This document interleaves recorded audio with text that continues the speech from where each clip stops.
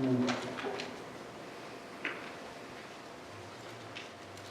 I get started, I'm going to be in Matthew chapter 11, 25 to 30, in case you missed it earlier. But what a song to sing leading into the sermon. I guess for me, if you don't hear anything else this morning, I hope and pray that you know the comfort of that song. Like a rose trampled on the ground, you took the fall. For me, above all. Wow, that to me is encouraging, and that to me is sometimes just what I need to hear. Sometimes I think what we all need to hear when it comes to Jesus and the purpose God had in Jesus' life, it was for us to know the beauty of love, the beauty of grace, and really to experience life to the fullest. I think of John 10:10. Above all, God took the fall for you. That's powerful right there. If you hear anything else this morning, know that God did that for you. Just you. Just think, it's not selfish in this manner. Just think of you for a minute. God did that for you.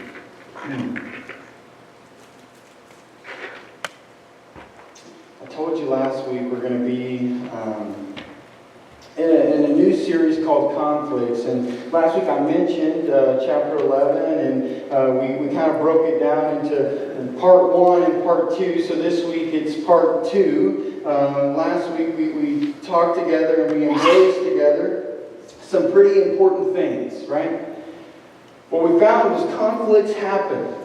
That unfortunately they exist. Sometimes we can avoid them and sometimes we can't. They cause stress, anxiety, loneliness. They create strain both personally and politically and even globally. We saw the conflict that took place as Jesus was addressing the crowd. And he talked about the conflict that is taking place in accepting who he is. John, the one who came revealing the Son of God.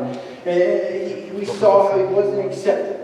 Right? It said in that, remember I mentioned the teeter-totter, he came not eating or drinking and they rejected him. And Jesus said, look, I came eating and drinking and sitting with sinners and they rejected him. There was tension because of the change that was happening and the ways that the change was happening. For some of the crowd, they were so focused on what was in front of them, which was the conflict, right? That's what conflict does. It creates this cloud in front of us. And in a sense, Jesus was encouraging them to take a step back and see the bigger picture. Conflict, because it leads to misunderstanding, can lead us to confusion, but we're not meant to stay confused forever. Right? Like the pictures last week where we sometimes zoom in and we see what's in front of us. When we take a step back, we actually take a step closer to the bigger picture. See, for us to take a step back from conflict, we take a closer step to Jesus. We ultimately learn that conflicts are not fun, and that is why this week we're going to talk about, in Matthew 11:25, the good side of it. That's why it's part 2, right? You got to address the messiness of it and the brutal part of it to really kind of get to what I believe should be the good side of it. The side of comfort and rest, renewal, peace, hope, and most importantly, the need. The need. This passage reads like this, if you want to follow along, 25 through 30. It says, at that time Jesus said, I praise you, Father, Lord of heaven and earth, because you have hidden these things from the wise and learned and revealed them to little children. Yes, Father, for this was your good pleasure. All things have been committed to me by my Father. No one knows the Son except the Father, and no one knows the Father except the Son, and those to whom the Son chooses to reveal him.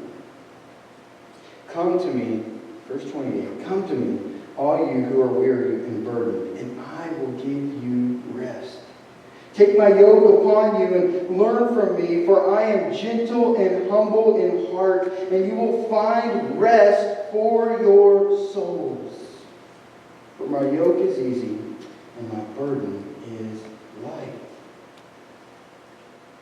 Last week I showed you pictures of Claire and Caroline, and I'm not sure I necessarily have new ones this week, not to disappoint you, but I did have this video of Caroline singing this song, and the song is called A Whole New World, and I just want you to hear her version of it. It's about 10 seconds, but go ahead.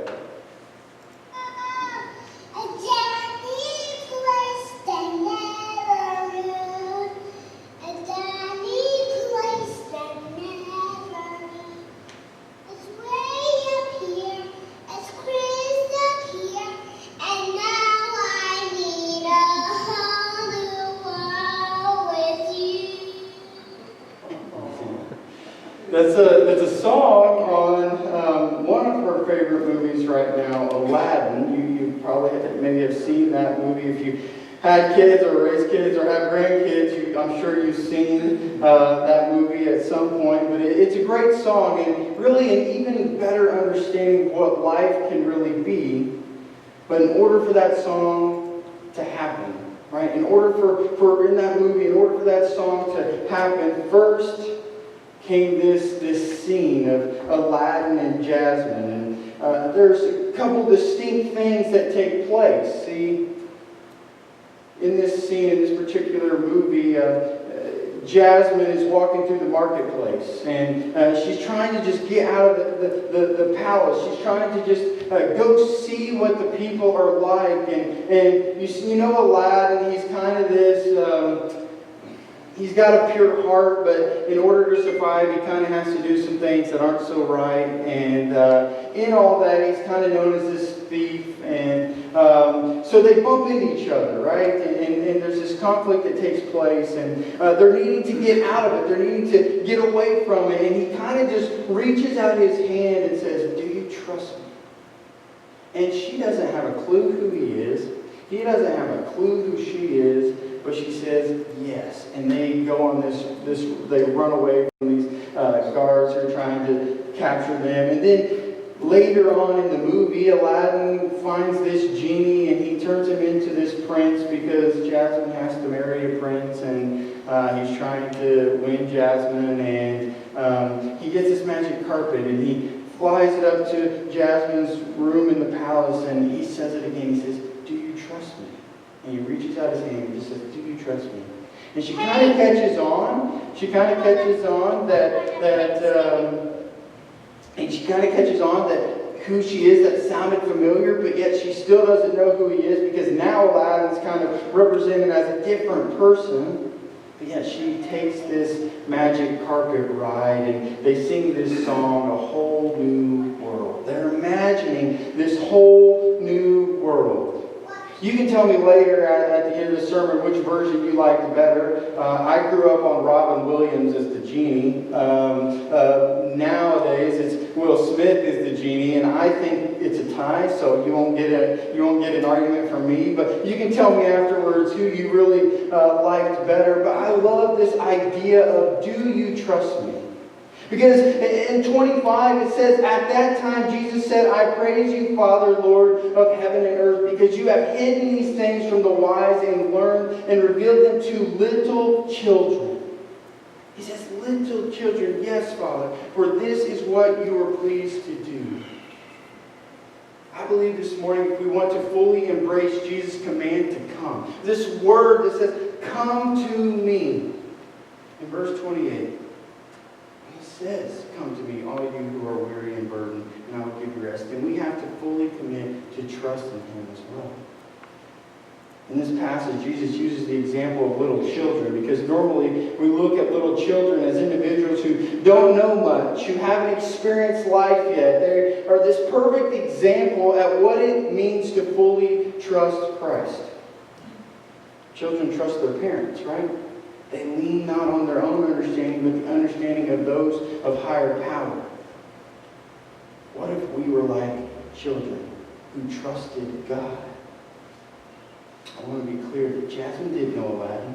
Aladdin didn't know Jasmine, but yet they're imagining a whole new world together because they trusted.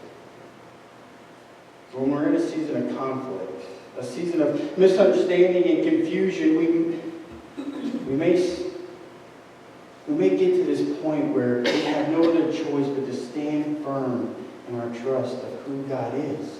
We may not understand it, we may not like it, but we stand true and stand firm in trusting who God is. Like children, may we continue to trust. It's funny, but it's kind of like a rabbit trail I found in defining the word trust.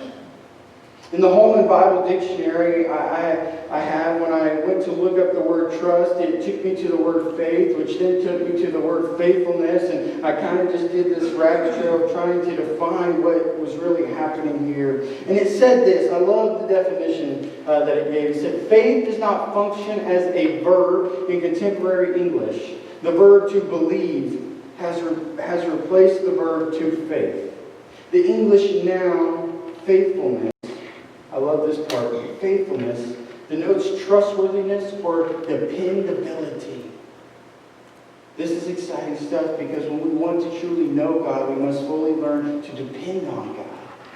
See, in conflicts, Jesus is saying, come to me, because he knows there's conflicts. He knows there's things happening. He knows what is going on in the world, but he just ends, in this whole chapter 11, he ends with, come to me. What he's saying ultimately is depend on me, trust me.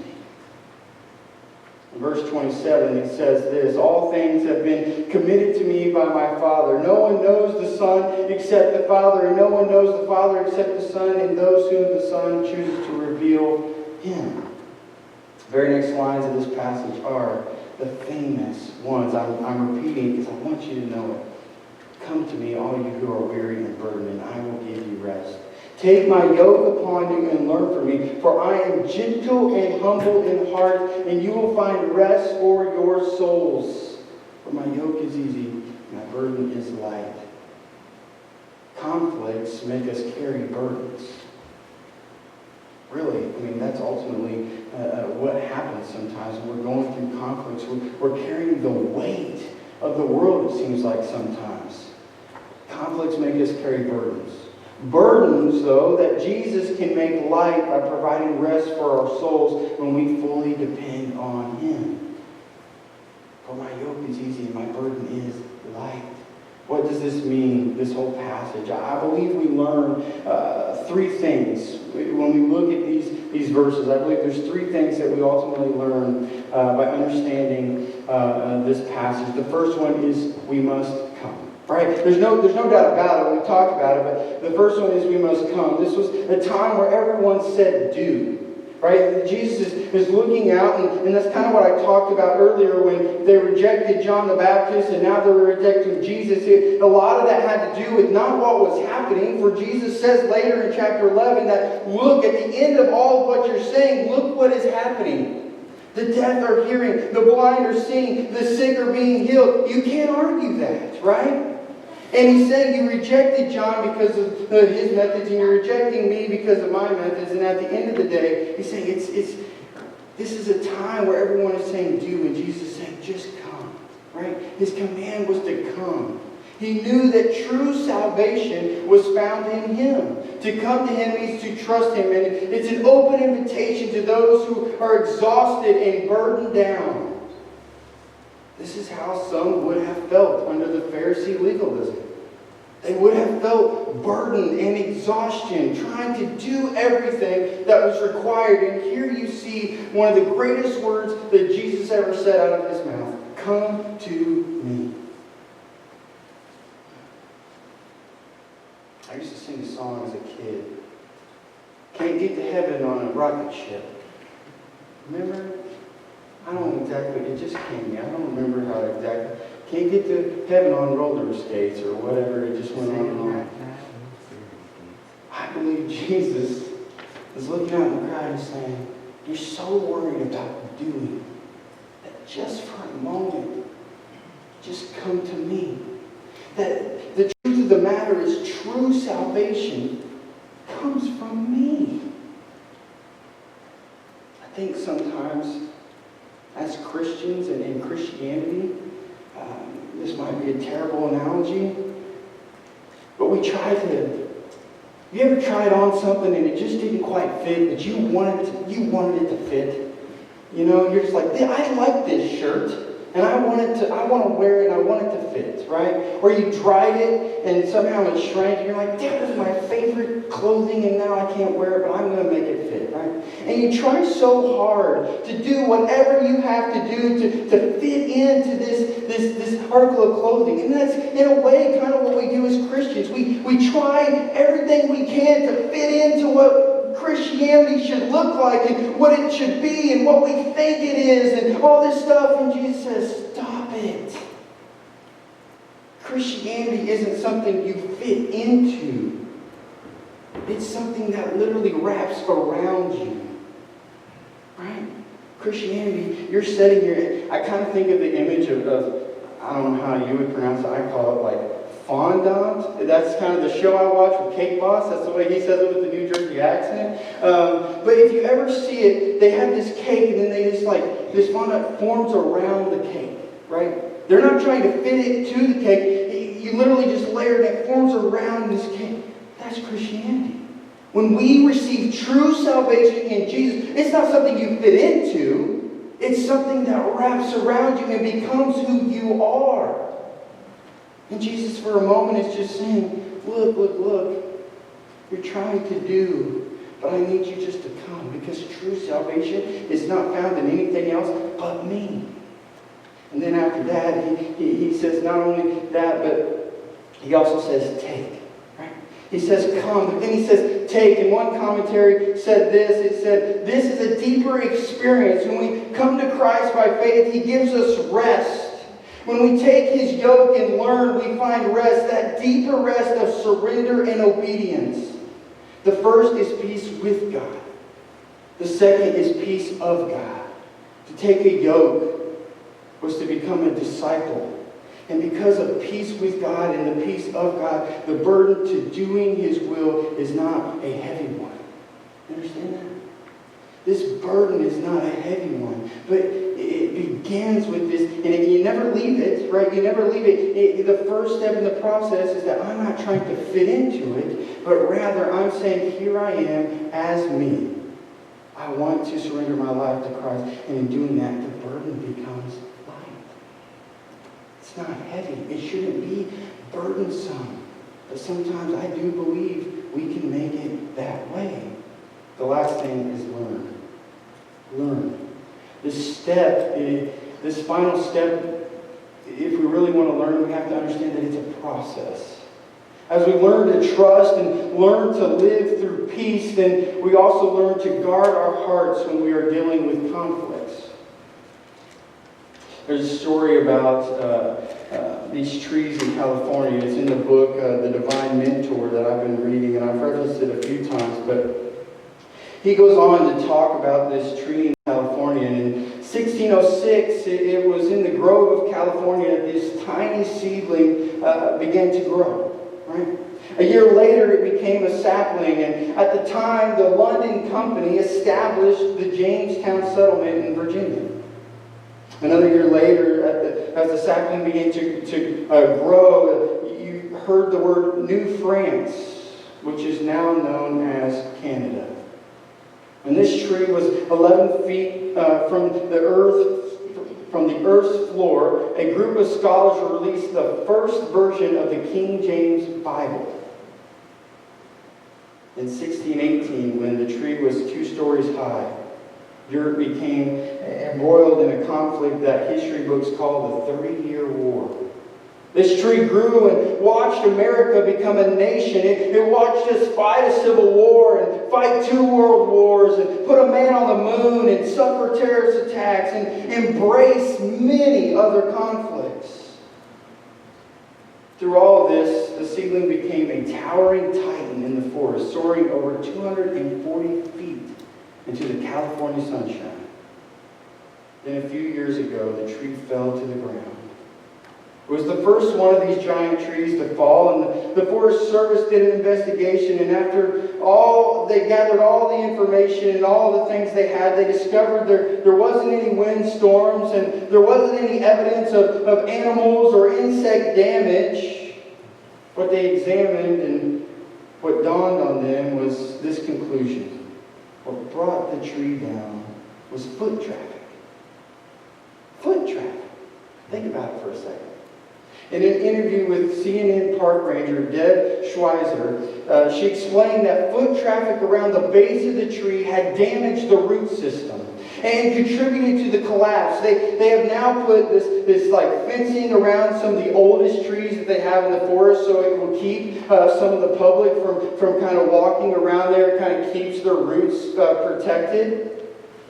But because of this foot traffic over all these years, it had worn down the surface so much that it didn't matter how big the roots are, it caused the tree to tumble.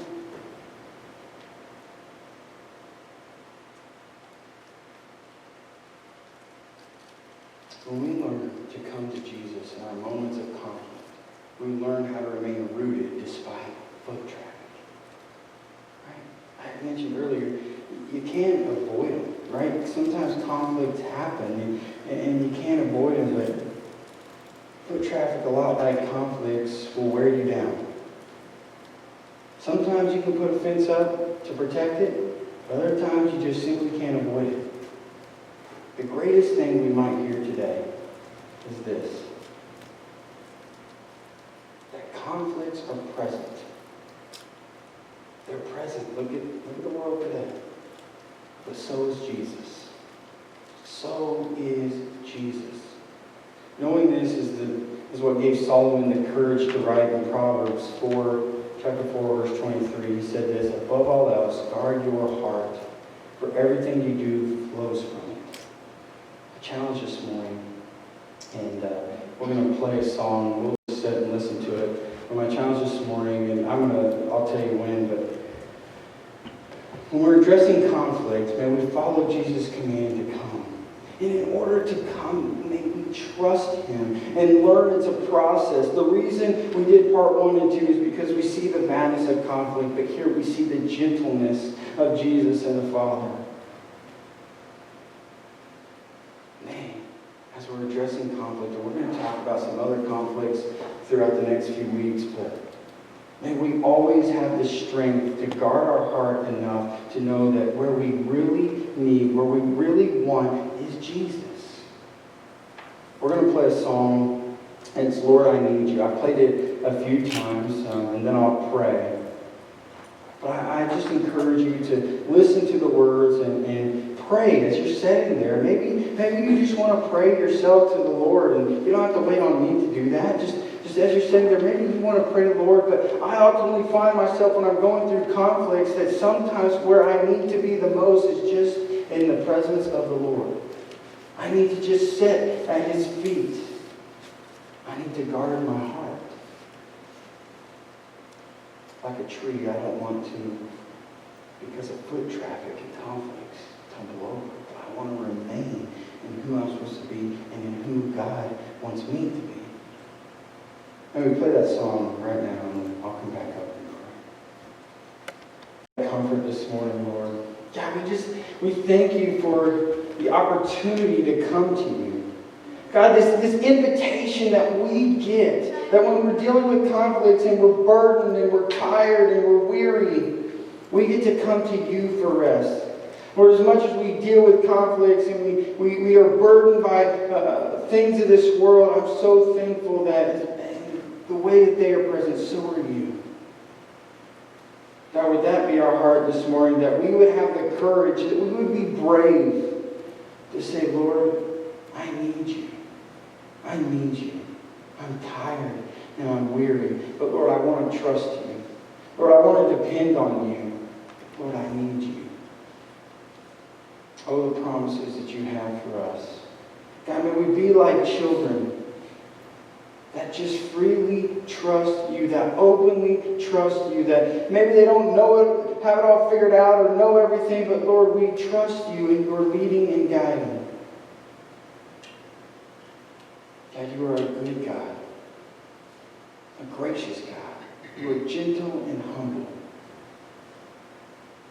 And we know you more and more every day. May you continue to help us as we battle conflicts together. Lord, we love you and we praise you in your precious and holy name. Amen. Amen.